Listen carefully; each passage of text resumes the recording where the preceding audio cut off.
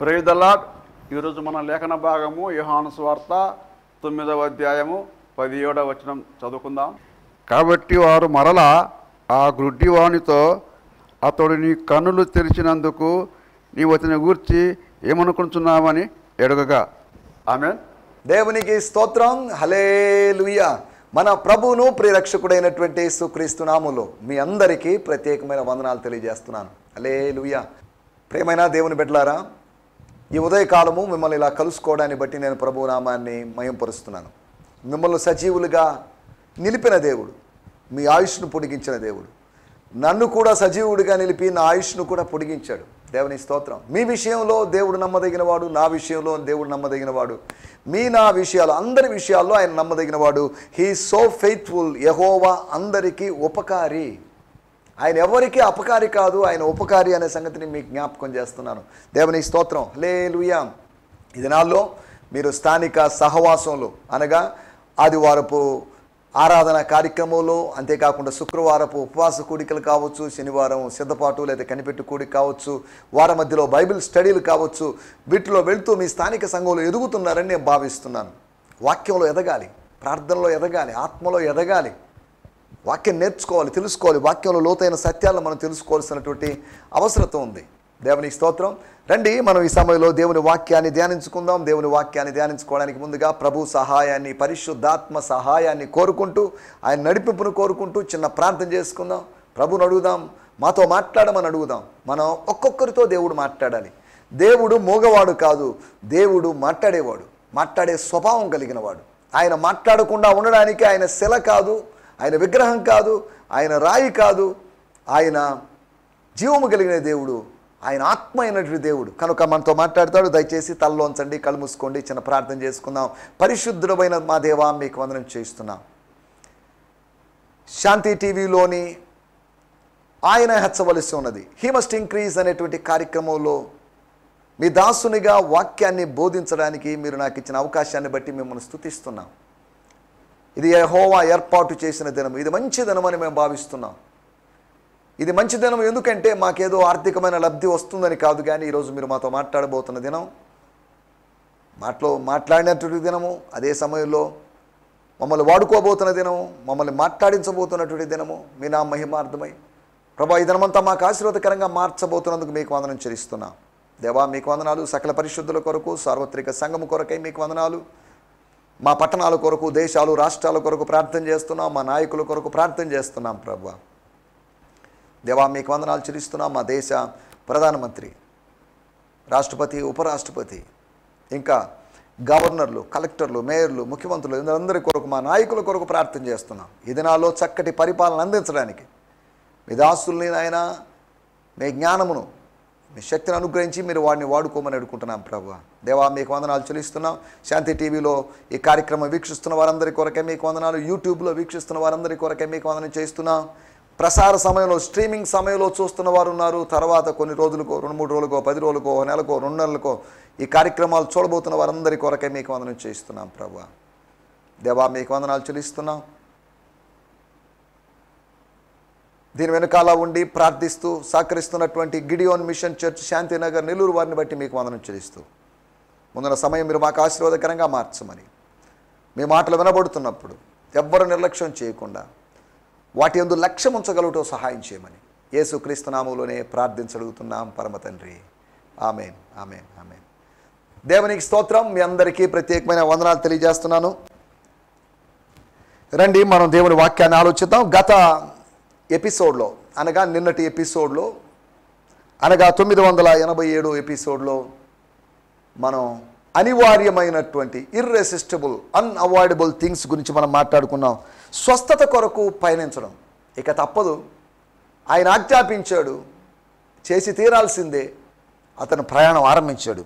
రెండవదిగా సాగిలపడడానికి ప్రేరణ పొందడం, సాగిలపడి నమస్కరించడానికి, మొక్కడానికి, ఆరాధించడానికి, ప్రభు యొక్క స్వస్థత శక్తిని, ప్రభు యొక్క మహిమను గుర్తించడానికి, ప్రభు యొక్క అధికారం, వ్యాధి మీద, గుడ్డితనం మీద అధికారాన్ని గుర్తించి ఆయనకు తగిన ఘనత చెల్లించేటువంటి సమయం అదని భావించాడు.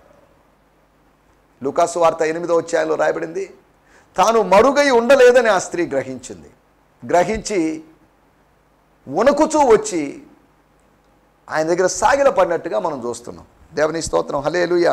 దైవజ్ఞానం ముందు మానవ జ్ఞానం నిర్వీర్యం అవుతుంది. లూకాసు వార్త 8వ అధ్యాయంలో మనకందరికీ తెలిసిన స్టోరీయే. అయినప్పటికీ ఆ స్టోరీని వివరించడం కాదు నా ఉద్దేశం, ఆ మాట గుర్తు చేయడం కోసమే. 8వ అధ్యాయము 47వ వచనం. తాను మరుగై ఉండలేదని ఆ స్త్రీ చూచి వణుకుచూ వచ్చి ఆయన ఎదుట సాగిలపడి తాను ఎందు నిమిత్తం ఆయనను ముట్టెనో వెంటనే తాను ఎలాగో స్వస్థపడినో ఆ సంగతి ప్రజలందరి ఎదుట తెలియజెప్పాను. స్తోత్రం. ఆయన ఎదుట సాగిలపడి. దేవుని స్తోత్రం. అనగా సాగిలపడ్డం అనివార్యం. దాన్ని మనం మా వల్ల కాదు, మేము ఆరాధించలేమనలేము, మనం తెలియకుండా ఆరాధన చేస్తాం, ఆటోమేటిక్గా ఆరాధన చేసి తీరుతాం. స్తోత్రం. ఆరాధించక నేను ఉండలేనయ్యా అని భక్తులు పాడినట్టుగా మనం ఉండగలం. కాబట్టి మూడవది శిష్యునిగా మారాలనుకోవడం. To become a disciple. అది ఆప్షన్ కాదు, ఇట్స్ ఆబ్లిగేషన్. సమస్త జనులను శిష్యులుగా చేయుడి. చేస్తే చేయండి, లేకపోతే మీ ఇష్టం. సువార్థీకరణ చేశారు, సువార్త చెప్పారు, అది చాలే అని అనలేదు. సువార్త చేశారు, that's a basic step, that's a first step. The next step, వాళ్ళని శిష్యులుగా చేయండి. శిష్యులుగా చేయండి అంటే సంఘ సభ్యులుగా చేర్చుకునే, లేకపోతే స్థానిక సంఘమా, లేకపోతే బయట ఉన్న సంఘమా, లేకపోతే ఎక్కడ వాళ్ళని శిష్యులుగా చేయడం. ఎక్కడైనా శిష్యరికంలో తీసుకొని రావచ్చు. దానికి ఒక సంఘము, ఒక మందిరము, ఒక చర్చ్ బిల్డింగ్ అవసరం లేదు. ఎడలో గృహాల్లో కూడుకొని శిష్యరికం చేయొచ్చు. వాళ్ళకి ఆత్మ సంబంధమైన సంగతులను బోధించి సువార్త స్థాయిలో నుంచి, ఆ బేసిక్ స్థాయిలోంచి కొద్దిగా డీప్ స్థాయిలోకి, లోతైనటువంటి స్థాయిలోకి వారిని తీసుకొని పోవచ్చు. స్తోత్రం, హల్లెలూయా. ఈ సమయంలో మనం ఆలోచిస్తున్నటువంటి ఆ 4వ విషయం, సమృద్ధి కొరకు పని చేయాలనుకోవడం. అనగా టు వర్క్ ఫర్ అబండెన్స్. లోటుగా ఉన్న చోట పని చేయాలని పరిచారకులు తీర్మానం చేశారు. మా వల్ల కాదు అని సోమరులుగాను, లేదా అలక్ష్యంతో వాళ్ళు ఉండిపోలేదు. ఏదో జరగాలి, ఆయన చెప్పాడు, ఆయన చెప్పిన మాటను బట్టి మేమేదో చేస్తే ఏదో జరగబోతుందని వాళ్ళు విశ్వసించారు. అవును, ఆయన మాట విని ఆయన మాట చొప్పున చేస్తే ఖచ్చితంగా ఏదో జరుగుతుంది. Something would happen if we listen to his word and we do the word. I mean we obey the word and practice the word. దేవునికి స్తోత్రం, హల్లెలూయా.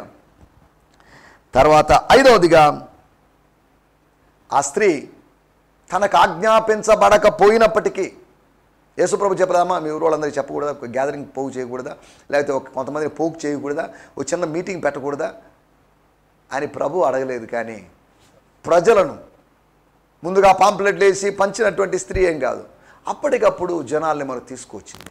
ఊరంతా గ్యాదర్ అయిపోయారు, ప్రజలందరూ గ్యాదర్ అయిపోయారు. అక్కడ ప్రభు కార్యం జరిగింది. ప్రభు ప్రజలతో మాట్లాడాడు, తను బయలుపరుచుకున్నాడు. యూదులకి సమరయులకు మధ్యలో ఉంటే అడ్డుగోడ పడగొట్టబడిందని దీన్ని బట్టి కూడా అర్థం చేసుకోవచ్చు. సరే, ఏదేమైనప్పటికీ గత ఎపిసోడ్లో మనం ఆలోచించిన విషయాలు అవి. రండి, ఏదైనా మనం దేవుని వాక్యాన్ని ధ్యానించుకోబోతున్నాం. దేవుడు మనతో మాట్లాడబోతున్నాడు. ఎవరో ప్రసంగికుడు వచ్చి నిలబడి ఏదో చెప్తున్నాడని కాదు, కానీ ఏదో అధ్యాయంలో, ఏదో పుస్తకంలో, ఏదో వచనంలోంచి ఏదో చెప్తున్నాడని కాదు, కానీ దేవుడు తన వాక్యం ద్వారా మనతో మాట్లాడతాడు.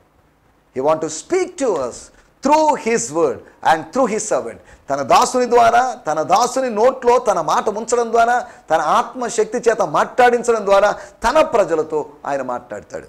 దేవుని స్తోత్రం, హల్లెలూయా. సమయంలో మన ధ్యానం నిమిత్తమై యోహాను సువార్త 9వ అధ్యాయము 17వ వచనం. యోహాను సువార్త 9వ అధ్యాయం 17వ వచనం. కాబట్టి వారు మరలా ఆ గ్రుడ్డివానితో, అతడు నీ కళ్ళు తెరిచినందుకు నీ వచనం గురించి ఏమనుకుంటున్నావని అడుగగా వాడు ఆయన ప్రవక్త అనేను. స్తోత్రం, హల్లెలూయా. ఈ మాటలు చూద్దాం. యోహాను సువార్త 9వ అధ్యాయము 17వ వచనంలో మనకందరికీ తెలిసిన మాట. మనం ఈ అధ్యాయాన్ని ధ్యానిస్తూ ఉన్నాం. 17వ వచనాన్ని నేను చదువుతున్నాను. This prompted them to turn on the man heal of blindness. This prompted అంటే వాళ్ళ మధ్యలో ఉన్నటువంటి ఆ డిస్కషన్, ఆ డివిజన్, ఆ disunity prompted them to turn on the man or focus on the man healed of blindness, putting him on the spot in front of them all, demanding an answer. They asked, who do you say he is, this man who opened your blind eyes? He is prophet of God, the man replied. వాడుక భాషలో కూడా మనం చూసినట్లయితే స్తోత్రం, వాళ్ళు మళ్ళీ గుడ్డివానితో నీవు అతని గురించి ఏమనుకుంటున్నావు అని అడిగారు. ఆయన ఒక ప్రవక్త అని ఆ నయమైన వాడు సమాధానం చెప్పాడు. దేవుని స్తోత్రం, హల్లెలూయా. మన టైటిల్ రూపాంతరం. అదేంటిది? మనం చదువుకున్న వాక్యానికి రూపాంతరానికి సంబంధం ఏంటి అని మనం ఆలోచించవచ్చు. రూపాంతరం, ట్రాన్స్ఫిగరేషన్ అనగా మార్చబడడం, ప్రభు పోలికగా మార్చబడడం, ప్రభు యొక్క మహిమను ప్రతిఫలింప చేయనట్లుగా రిఫ్లెక్ట్ చేయనట్లుగా మన మీద పడిన లైట్ని ఆ ప్రజల మీదకి పంపడం. కొండ మీద దైవికమైన వెలుగు మోషే ముఖం మీద పడింది. మోషే ముఖం మీద ఉన్న వెలుగు ప్రజల మీద పడుతుంది. అనగా దైవికమైన వెలుగుకి మధ్యవర్తిగా మోషే ఉన్నాడు. ప్రజలు దైవికమైన వెలుగులో లేరు, వెలిగించబడలేదు, లేదా వెలుగుతో నింపబడలేదు. మోషే మాత్రం పర్వతం మీదకి ఎక్కిన తర్వాత అట్టి అనుభవం కలిగింది. స్తోత్రం. మనం కొద్ది జాగ్రత్తగా ఆలోచించాలి. అలాగే ఇక్కడ రూపాంతరం అంటే ఏంటి? ఎవరికి జరిగింది రూపాంతరం? స్వస్థతనే రూపాంతరం అంటున్నారా అంటే స్వస్థతనే రూపాంతరం అని నేను అనడం లేదు. అనగా రూపాంతరం అంటే రూపము అంతరించిపోవడం, ఒక రూపం అంతరించిపోయి మరొక రూపం రావడం. అంటే ఈ మనిషి మారాడా? 9వ అధ్యాయంలో మనిషి రకరకాలుగా మారాడా, లేకపోతే ఊసర వెళ్ళిలాగా రంగులు మార్చాడా అని మనం అనకూడదు. మనం ఆలోచించాల్సినటువంటి విషయం అతని రూపాంతరం, అతను ఎలా మార్చబడ్డాడు.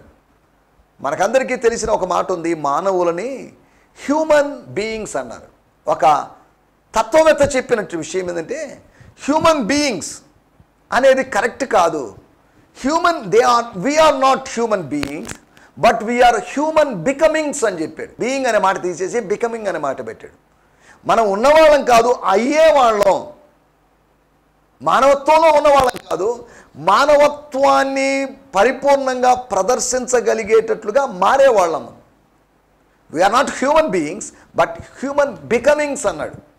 సరే, ఏదేమైనప్పటికీ ఆ గ్రామటికల్ విషయంలోకి వెళ్ళడం లేదు కాబట్టి హ్యూమన్ బీయింగ్స్ అనేది గ్రామటికల్ ఎర్రర్ అని నేను అనడం లేదు. అంటే ఆ మాటను ఇంకొద్దిగా ఆయన దాన్ని ఎలాబరేట్ చేసో లేకపోతే దాన్ని ఇంకా కొద్దిగా ఓ డీపర్ మీనింగ్లో తీసుకుని వెళ్ళాడు అని చెప్తున్నాను అంతవరకే. కాబట్టి మనం ఆలోచించాల్సిన మాట రూపాంతరం. ఏ విధమైన రూపాంతరం జరిగింది ఆ వ్యక్తిలో? 8వ వచనంలో మనం గమనిస్తే, కాబట్టి పొరుగువారు వాడు భిక్షకుడని, హీ వాజ్ ఎ బెగ్గర్. 11వ వచనంలో మనం గమనిస్తే వాడు గుడ్డివాడు, చూపు పొందిన గుడ్డివాడు. వాడు ఒకప్పుడు once upon A time he was a beggar and a blind man.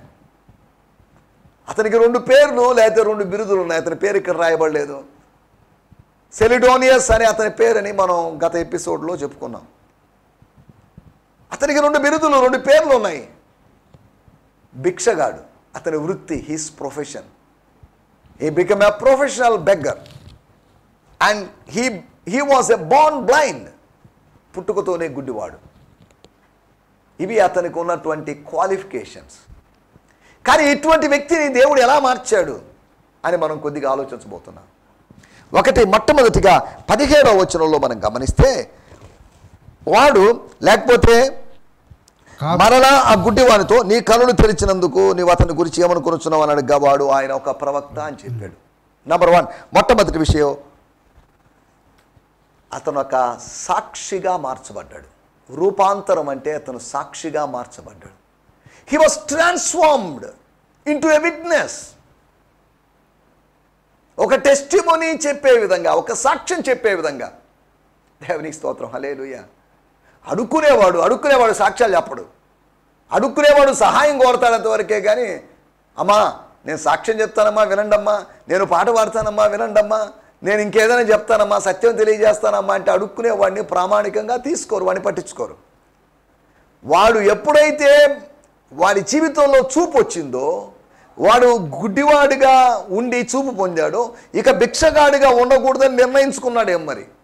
ఇప్పుడు దేవాలయంలో వచ్చాడు వాడని రాయబడింది. దేవాలయంలోకి భిక్షగాడిగా వచ్చే అవకాశం లేదు. దేవాలయంలోకి భక్తునిగానే వెళ్ళగలిగేటట్టు అవకాశం ఉంది. గమనించండి, దేవాలయంలో భిక్షగాళ్ళు లేరు, దేవాలయం వెలుపల భిక్షగాళ్ళు ఉన్నారు. కానీ విచారకరమైన విషయం ఏంటంటే ఈ భిక్షగాళ్ళందరూ ఇప్పుడు దేవాలయంలో ఉన్నారు. భక్తులే భిక్షగాళ్ళుగా మారిపోయారు, యాజకులే యాచకులుగా మారిపోయారు. బయట ఉండాల్సిన వాళ్ళు లోపల ఉన్నారు, లోపల ఉండాల్సిన వాళ్ళు బయట ఉండాల్సిన పరిస్థితి వచ్చింది. సరే, వీటి వివరాల్లోకి ఎక్కువ మనం వెళ్ళలేదు. మొట్టమొదటి విషయాన్ని నేను మీకు జ్ఞాపకం చేస్తున్నాను. అతడు he was transform as a witness. దేవుని స్తోత్రం. అతన్ని సాక్షిగా ప్రజలు మార్చారు, పరిసయ్యులు మార్చారు, యూదులు మార్చారని కాదు, కానీ అలాగని తనంతట తాను సాక్షిగా తనను తాను మార్చుకున్నాడు, ప్రకటించుకున్నాడని కాదు, కానీ he didn't become a witness by himself, by or others, but by God. అతనికి దేవుడు ఒక కార్యం చేశాడు, దేవుని కుమారుడు కార్యం చేశాడు, యేసు కార్యం చేశాడు కనుక he become a witness. దేవుని స్తోత్రం. అది రూపాంతరం. ఇప్పుడు భిక్షగాడు కాదు, వాడు సాక్షి. ఒకప్పుడు భిక్షగాడు, ఇప్పుడు దేవుని యొక్క కార్యానికి సజీవ సాక్షి. దేవుని కార్యాన్ని తన దేహములో అనుభవించి, ఒకవేళ దాన్ని సిద్ధాంతపరంగా మార్చి, లేదు స్వస్థత అనేది అబద్ధం, నాటకం, బూటకం అన్నప్పటికీ కూడా ఏమాత్రం ఇతను దాన్ని అంగీకరించలేడు. కారణం ఏంటంటే స్వస్థత తన వ్యక్తిగతమైన విషయం, తనకు జరిగిన విషయం కాదు అని అతను అనలేడు, కాదు అని ఇతరులు కూడా అనలేరు. దేవుని స్తోత్రం. మొట్టమొదటి విషయం మాత్రం సాక్షిగా మార్చబడ్డాడు. He become a witness or he transformed into a witness. రెండో విషయాన్ని నేను మీకు జ్ఞాపకం చేస్తాను. 9వ అధ్యాయము 24వ వచనం. 9వ అధ్యాయం 24వ వచనం. కాబట్టి వారు గుడ్డివాడై ఉండిన మనిషిని రెండవ మారు పిలిపించి దేవుని మహిమపరచుము, ఈ మనుషుడు పాపి అని మేము ఎరుగుమని వానితో చెప్పగా. So once again they summoned the man who was healed of blindness and said to him, swear to God to tell us the truth. We know the man who healed you is a sinful man. Do you agree? నువ్వు అంగీకరిస్తావా అనే మాటని add చేసి ఎక్స్ట్రాగా చెప్పబడిన మాటలు అనగా దేవుని మహిమపరచుము అంటున్నప్పుడు swear to God to tell us the truth. దేవునికి ప్రమాణం చేయి, ఒట్టేసి చెప్పు, సత్యమే చెప్తానని చెప్పు. ఇక్కడ రాయబడిన తర్జుమాలో swear to God to tell us the truth, సత్యాన్ని మాత్రమే చెప్తానని దేవుని నామములో ప్రమాణం చెయ్యి అని వాళ్ళు అంటున్నారు. ఇతను పాపి అనుకుంటున్నాం మేము, పాపి అని కన్ఫర్మ్ అయిపోయింది మాకు. Do you agree with that? చూపు పొందిన బ్రదర్, సహోదరుడా, నువ్వు దాన్ని అంగీకరించగలవా? ఆ విషయంతో మేము చెప్పినట్టు విషయంతో నువ్వు ఏకీభవించగలవా? What you say? ఆల్రెడీ అతని అభిప్రాయానికి అవకాశం వచ్చింది, నువ్వేమనుకుంటున్నావని. ఇప్పుడు మళ్ళీ వాళ్ళు ప్రశ్నిస్తున్నారు, డూ యూ అగ్రీ? అతను చెప్పాడు, ఎస్ ఐ అగ్రీ అనలేదు, ఐ కాంట్ అగ్రీ, సారీ, నేను మీతో ఏకీభవించలేనండి అన్నట్టుగా అతను మాట్లాడాడు. ఇప్పుడు దాంట్లోకి అనలేదు. రెండో విషయము, అతడు సాగిలపడువానిగా మార్చబడ్డాడు. He become or he transform as a worshipper. దేవుని మహిమపరుస్తున్నాడు అతను. అతను జరిగిందే చెప్పాడు. ఎన్నిసార్లైనా అతను చెప్పగలడు. అతను మగవాడు కాదు, అతను చెప్పగలడు. అతనికి ధైర్యం ఉంది, అతనికి తెగింపు ఉంది. అతని తల్లిదండ్రుల వంటి వాడు కాదు అతను, అతను భిన్నమైన వాడు. తల్లిదండ్రులు యూదులకు భయపడ్డారు కానీ వాడు యూదులకు భయపడలేదు. ఓ ధైర్యవంతుడుగా, దైవ కార్యము జరిగినప్పుడు వాడు ధైర్యవంతుడుగా, దైవ కార్యమే నిన్ను ధైర్యవంతుడుగా మారు అనగా దైవికమైన కార్యము నీ జీవితంలో ధైర్యాన్ని పుట్టిస్తుంది. The work of God in your life gives courage or boldness or confidence. దేవుని స్తోత్రం, హల్లెలూయా. దైవిక కార్యం జరగకపోతే భయముతోనూ, సిగ్గుతోనూ, అవమానంతోనూ ఇలా ఉండిపోవాల్సి వస్తుంది. కానీ అతనిలో జరిగినటువంటి దైవ కార్యము, అతని కన్నులు తెరవబడ్డం, వైద్య శాస్త్రానికి మతానికి అతీతమైన కార్యం, బెతస్తా కోనేటికి అసాధ్యమైన కార్యాన్ని దేవుడు అతని జీవితంలో జరిగించాడు. బెతస్తాకి అసాధ్యమైన విషయాలు ఉన్నాయి, కోనేటి నీటికి అసాధ్యమైన విషయాలు ఉన్నాయి, ఆ నీళ్ల కదలికకు అసాధ్యమైన విషయాలు ఉన్నాయి. కానీ నజరేయుడైన యేసుకు అసాధ్యమైన కార్యాలు లేవు. హల్లెలూయా, స్తోత్రం. మనం ఆలోచిస్తున్నటువంటి విషయం, అతను మనం ఏ విధంగా రూపాంతరం చేయాలి? అతడు సాక్షిగా రూపాంతరం, అతడు కంటిన్యూగా ప్రొఫెషనల్ సాక్షిగా మారాడు. ఇంకా లైఫ్ లాంగ్ అతను సాక్షి చెప్పుకుంటూ వెళ్ళాడని కాదు దీని మాటలేక ఉద్దేశం. He got a chance to testify. Occasional విట్నెస్గా మారాడు, ఏదైనా విట్నెస్గా మారాడు అతను. అకేషనల్లా ప్రొఫెషనల్ అనేది మనం ఇక్కడ ఆలోచించడం లేదు. సందర్భం వచ్చింది, అతడు సాక్షిగా నిలబడ్డాడు. ఏమన్నాడు నాకు తెలియదు, దయచేసి దీని గురించి నన్ను ఏం అడగొద్దు అని అనలేదు. వెనెవర్ హీ గెట్ ఛాన్స్, అతనికి అవకాశం దొరికినప్పుడల్లా అతను సాక్ష్యం చెప్తూనే ఉన్నాడు. నీకు అవకాశం దొరికినప్పుడల్లా సాక్ష్యం చెప్తూనే ఉండు. ఆదివారం సాక్ష్యం చెప్తూనే ఉండు. దేవుడు నాకు అది చేశాడని చెప్పు. గత సోమవారం నుంచి శనివారం దాకా నాకు ఎన్నో మేలు చేశాడని చెప్పు. ప్రమాదం నుంచి తప్పించాడని చెప్పు. లేదంటే ఆర్థిక సమస్యల నుంచి విడిపించాడని చెప్పు. చెప్పుకోవడానికి ఎన్ని లేవు మనకు. స్తోత్రం. సాక్ష్యాలు బోళ్ళు చెప్పచ్చు మనం. అనుభవాలు, ఆయనతో కలిగినటువంటి అనుభవం, ఆయన సహవాసంతో కలిగిన, ఆయనతో సహవసించడం వల్ల కలిగిన అనుభవాన్ని బట్టి మనం ఎన్నో విషయాలు చెప్పచ్చు. స్తోత్రం. హల్లెలూయా. మనం ఆలోచిస్తున్నటువంటి విషయము, అతడు సాక్షిగా మారాడు. రెండవది, అతను సాగిలపడువానిగా మారాడు. సాగిలపడువానిగా మారాడు అంటున్నప్పుడు మనం ఆ చివరి వచనంలో మనం గమనిస్తే 38వ వచనం, అంతటా వాడు ప్రభువా నేను విశ్వసించున్నానని చెప్పి ఆయన మ్రొక్కెను. హి బికమ్ ఎ వర్షిప్పర్. ఆరాధకునిగా మారాడు. వాళ్ళని వీళ్ళని అభ్యర్థించేవాడు ఇప్పుడు దేవునికి స్తుతులు చెల్లిస్తున్నాడు. తన హృదయపూర్వకమైన స్తుతులు చెల్లిస్తున్నాడు. తన హృదయాన్ని అర్పిస్తున్నాడు దేవుని కుమారుని ఎదుట. తనను తాను సమర్పించుకుంటాడు. మూడో విషయాన్ని నేను మీకు జ్ఞాపకం చేస్తాను. అతను ఎలా మారాడు, అతను ఎలా రూపాంతరం చెందాడు. ఒక 4 విధాలైన రూపాంతరాన్ని గురించి మనం ఆలోచిస్తున్నాం. మొట్టమొదటిగా అతను సాక్షిగా మారాడు. రెండోది సాగిలపడేవానిగా మారాడు. మూడోది మనం ఆలోచిస్తున్న విషయము యోహాను సువార్త 9వ అధ్యాయం 27వ వచనం, 9th chapter verse 29. ఇందాక మీతో చెప్పితిని గాని మీరు వినకపోతిరి. మీరెందుకు మరలా వినగొరుచున్నారు? మీరును ఆయన శిష్యులగుటకు కోరుచున్నారా ఏమి అని వారితో అనెను. The man responded, I told you once. ఒకసారి మీకు చెప్పాను. You didn't listen to me. Why do you make me repeat it? ఎందుకు మళ్ళీ దాన్ని పునరావృతం, చెప్పిన స్టోరీనే మళ్ళీ చెప్పాలని, చెప్పిన సాక్ష్యాన్ని మళ్ళీ చెప్పించాలని, విన్నదాన్నే మళ్ళీ వినాలని మీరు ఎందుకు అనుకుంటున్నారు? Are you wanting to be his followers too? ఆయన శిష్యులుగా మీరు కూడా అని అంటున్నాడు. మీరు కూడా మారాలనుకుంటున్నారా అంటే, చాలామంది మారుతున్నట్లున్నారు, చాలామంది మారుతున్నట్టు నేను విన్నాను. నేను చూడలేదు, కానీ నేను విన్నాను, న్యూస్ విన్నాను, సమాచారం మాట్లాడుకుంటుంటే విన్నాను. ఒకవేళ అదే విధానంలో, అదే ఫ్లోలో మీరు కూడా శిష్యులు అవుతారా? Do you want to be his disciples? ఇతని మనసులో ఏదో కుతూహలం పుట్టింది. He got some curiosity. Why they were asking him. తనని ఎందుకు అడుగుతున్నారు? దయచేసి నా వల్ల కాదండి, ఇప్పటికీ 2-3 సార్లు చెప్పాను, నాకు ఓపిక లేదు, నన్ను వదిలేసేయండి, ప్లీజ్ లీవ్ మీ అలోన్ అని అనలేదు. కానీ వాడు చెప్తున్నట్టు మాటలు, వాడిలో ఒక అన్వేషణ ఆరంభమైంది. ఎందుకు? Why these people are doing like this? ఎందుకు వీళ్ళలా ప్రవర్తిస్తున్నారు అనేటువంటి ఆలోచన అతని మనసులో వచ్చింది. అతను అన్వేషణ ఆరంభించాడు. సత్యాన్ని అన్వేషించడం. ఎందుకు ఇలా జరుగుతుంది? తన చుట్టూ ఉన్న పరిస్థితుల గురించి, తనను ప్రశ్నించేటువంటి వారి పరిస్థితుల గురించినటువంటి ఆలోచన అతని మనసులోకి వచ్చింది. దాని గురించిన అన్వేషణ చేస్తున్నాడు. దాని వెనక దాగి ఉన్న సత్యాన్ని గురించిన అన్వేషణ. అతనికి ఒక బేసిక్ సత్యం, తనను ఎవరో స్వస్థపరిచారు, నన్ను ఎవరో బాగు చేశారు. మనకు తెలిసిన విషయం, నన్ను ప్రభు రక్షించాడు, మిమ్మల్ని ప్రభు రక్షించాడు. ఆ రక్షకుడు ఎవరు? ఆ రక్షకునితో నాకున్నటువంటి సంబంధం సన్నిహిత సంబంధమా, లేదంటే సుదూర సంబంధమా అన్నట్టుగా మనం ఆలోచించాలి, పరిశీలించుకోవాలి, ప్రశ్నించుకోవాలి. స్తోత్రం. మూడో విషయము, అతడు ఒక సత్యాన్వేషిగా మారాడు. పిల్లలకి కుతూహలం ఎక్కువ ఉంటుంది, వాళ్ళు అన్ని విషయాలు తెలుసుకోవాలని ఆశపడతారు. ఇక్కడ కూడా ఇతను కొన్ని విషయాలు తెలుసుకోవాలనుకుంటున్నాడు. అతనికి తెలుసుకోవడం వల్ల ఏమొస్తుంది లేదు అనేది కదా అక్కడ పాయింట్. అతను ఒక సత్యాన్వేషిగా మారాడు. పరిచయుల హృదయాలలో, పరిచయుల ప్రశ్నల వెనకాల ఏం దాగి ఉంది అనేదాన్ని అతడు ఒక పరిశోధకుడు నేను అనాలి. సత్యాన్వేషిగా మారాడు.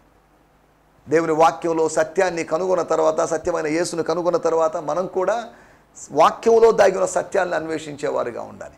సరే, 4వ విషయం మీకు జ్ఞాపకం చేస్తాను. 9వ అధ్యాయము 34వ వచనం, యోహాను సువార్త 9వ అధ్యాయం 34వ వచనం. అందుకు వారు, నీవు కేవలం పాపి పుట్టినవాడవు, నీవు మాకు బోధింపవచ్చితివా అని వానితో చెప్పి వాని వెలివేసిరి. Some of the Jewish leaders were enraged and said, just who do you think you are to lecture us. అసలు నీ గురించి నువ్వేమనుకుంటున్నావు? ఇందాక యేసు గురించి ఏమనుకుంటున్నావు అని అడిగిన వాళ్ళు ఇప్పుడు నీ గురించి నువ్వేమనుకుంటున్నావు? What do think of you? You are born a blind, fill the sinner, so they throw the man out in the street. వీధిలోకి నెట్టి పారేశారు, వీధిలోకి వెలివేశారు. వీధిలో ఉండిపో, అడుక్కునేవాడివి కాబట్టి ఇక్కడ లోపలికి రావడానికి వీలు లేదన్నట్టుగా వాళ్ళు అలా చేశారు. 4వ విషయం నేను మీకు జ్ఞాపకం చేస్తున్నాను. స్తోత్రం. నువ్వు మాకు బోధిస్తున్నావా, బోధించడానికి వస్తున్నావా అనగా అతన్ని బోధకుడిగా వాళ్ళు గుర్తించారు. సత్యాన్ని బోధించేవాడిగా. బోధిస్తావా నువ్వు? ఆ పైన వచనాల్లో ఉన్నటువంటి మాటలన్నీ ఒక బోధలాగా అనిపించింది. సాధారణమైనటువంటి తమ వాక్యాలు విని, తాము బోధించిన వాక్యాలు విని ఆత్మీయంగా ఎదిగినవాడు, తాము బోధించినటువంటి వాక్యాలు ప్రత్యక్షంగాను పరోక్షంగా విన్నవాడు ఇప్పుడు థియాలజీ మాతో మాట్లాడుతున్నాడు. ఏంటి? 30వ వచనం నుంచి 30, 31, 32, 33 వచనాల్లో ఇంచుమించు 4 వచనాల్లో అతను మాట్లాడేటువంటి మాట ఉపదేశంగాను, టీచింగ్గాను, డాక్టరీని గాను అనిపించింది. అందుకంటే అసలు నువ్వు బోధించేది ఏంటి? మాకు మేమే బోధించేవాళ్ళు, మాకు బోధిస్తావా? అతను ఒక సత్య బోధకుడిగా రూపాంతరం చెందాడు. 4 విషయాలు మీకు జ్ఞాపకం చేశాను. 1, అతడు సాక్షిగా మార్చబడ్డాడు, సాక్షిగా రూపాంతరం చెందాడు. 2, అతడు సాగిలపడువానిగా రూపాంతరం చెందాడు. 3, అతడు సత్యాన్వేషిగా అతడు రూపాంతరం చెందాడు. 4, అతడు సత్యబోధకుడిగా రూపాంతరం చెందాడు. దేవుని స్తోత్రం, హల్లెలూయా. ఇటువంటి రూపాంతరాలు, ఇటువంటి 4 విధాలైన రూపాంతరాలు మనకు ఎంతైనా అవసరం ఉంది. ఇటు రూపాంతరపు అనుభవంలో ముందుకు సాగడానికి దేవుడు మనకందరికీ సాయం చేయనుగాక. ఇటు రూపాంతరపు అనుభవాలు రావాలంటే, రూపాంతరపు తర్వాత అనుభవాలు రావాలంటే మన జీవితంలో ఒక గొప్ప కార్యం జరగాలి. అది దేవుడు జరిగిస్తాడు. రక్షణ జరిగిన తర్వాత అయినా, స్వస్థత జరిగిన తర్వాత అయినా, అభిషేకం జరిగిన తర్వాత అయినా, ఇక దైవిక కార్యం ఏది జరిగినా కానీ మనం ఆయనకు సాక్షులుగా ఉండగలం. దేవుని స్తోత్రం. అట్టి కృప దేవుడు మనకందరికీ అనుగ్రహించునుగాక. దేవుని స్తోత్రం. ప్రభు చిత్తమైతే రేపు ఉదయకాలము ఇదే సమయం ఇదే ఛానల్లో మనం కలుసుకుందాం. అప్పటి వరకు దేవుని కృప మిమ్మల్ని పరిపాలించి నడిపించి బలపరచునుగాక. హల్లెలూయా. స్తోత్రం. ఈ సందేశము మీకు ఆశీర్వాదకరంగా ఉందని నమ్ముచున్నాము. ప్రార్థన అవసరతల కొరకు మమ్మల్ని సంప్రదించవలసిన మా చిరునామా గిద్యోన్ మిషన్ చర్చ్, 6వ వీధి, శాంతినగర్, నెల్లూరు 4, ఆంధ్రప్రదేశ్. పిన్ 524004. మా ఫోన్ నంబర్లు 7036443613 మరి ఒక నంబర్ 9392293010. మా ఈమెయిల్ ఐడి gfihmi2015@gmail.com. దేవుడు మిమ్మును ఆశీర్వదించునుగాక. ఆమేన్.